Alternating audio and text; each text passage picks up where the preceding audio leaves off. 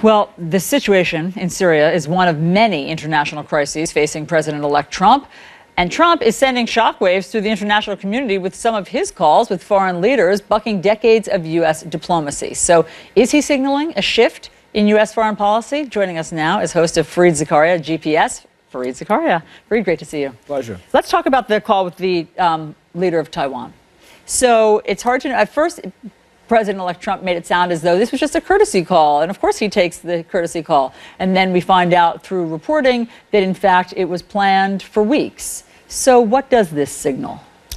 Well, I think it could signal that Trump is searching for leverage with China, which is not a bad thing.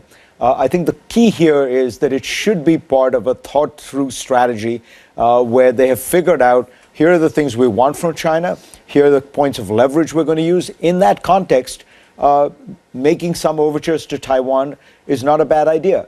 It's just with the way in which it was done and the fact that, for example, no allies of ours seem to have been informed of it, whether it's the Japanese or the South Koreans, the kind of Twitter-based diplomacy, if you will. That's the part that I think is not just throwing some of us in the United States off, but many people around the world. People look to American foreign policy as a kind of bedrock of international order. So they want to see it strategic, carefully planned.